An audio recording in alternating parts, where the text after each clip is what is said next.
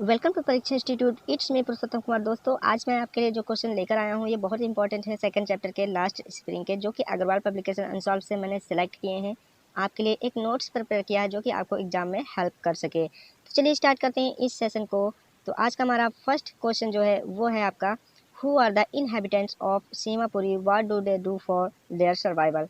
सीमापुरी के निवासी कौन है, वे अपने अस्तित्व के लिए क्या करते हैं।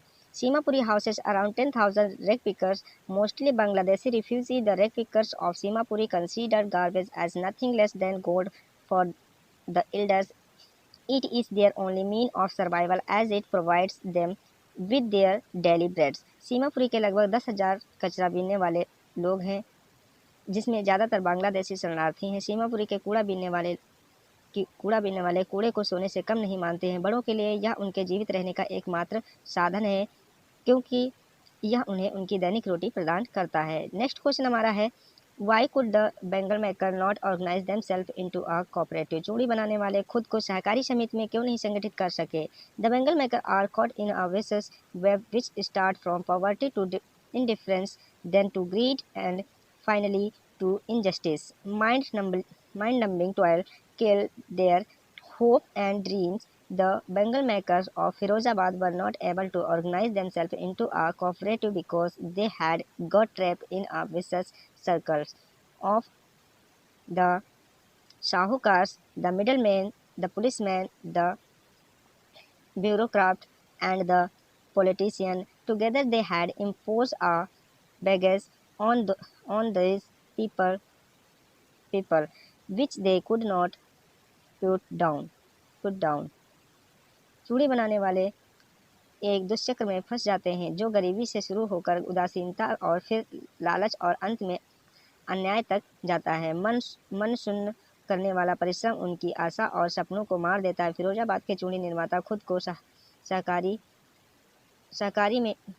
में संगठित करने में सक्षम नहीं थे, क्योंकि वे साहूकारों, बिचौलियों, पुलिसकर्मियों और नौकरशाहों और राजनेताओं के एक दुष्चक्र में फंस गए थे। दोनों ने मिलकर इन लोगों पर एक सामान थोप दिया था, मतलब एक आरोप थोप दिया था, जिससे वे नीचे नहीं रख सकते थे।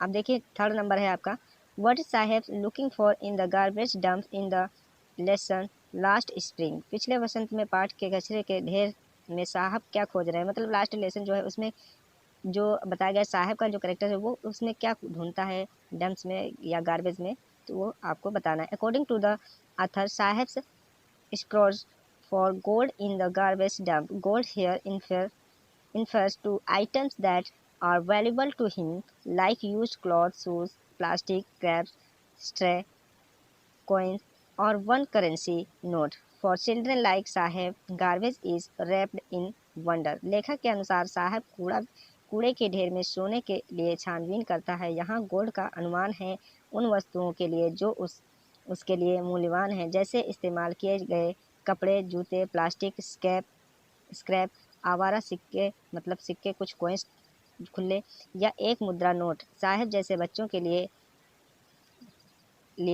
कचरे में आश्चर्य में लिपटा हुआ है, मतलब मैं कचरा आश्चर्य में लिपटा हुआ है। अब देखिए उसमें जो कचरा है वो वही उसके लिए सब कुछ है। यहाँ पर थोड़ा हिंदी मिस्टेक हुई है टाइपिंग में। बी नंबर पार्ट में है, garbage has two different meaning, one for the children and another for the adult. Comments, कचरे के दो अलग अलग अर्थ होते हैं, एक बच्चे के लिए और दूसरा वयस्कों की टिप्पणियों के लिए। तो इसमें बताइए, आपको इसका अर्थ स्पष्ट करना है। For the children garbage has a different meaning from what it means for the adult. For the children it is wrapped in wonder. Their eyes light up when they find a rupee or a 10-rupee note in it. They search the garbage excitedly with the hope of finding something more. But for the elders it is a mean of survival. बच्चों के लिए एक कचरे का वयस्कों के लिए अर्थ से अलग अर्थ है। बच्चों के लिए यह आश्चर्य में लिपटा होता है जब उन्हें इसमें 1 रुपया या 10 रुपये का नोट मिलता है तो उनकी आंखें चमक उठती हैं। वे कुछ और पाने की आशा के साथ उत्साह से कूड़ा कचरा खोजते हैं, लेकिन बड़ों के लिए यह जीने का जरिया है।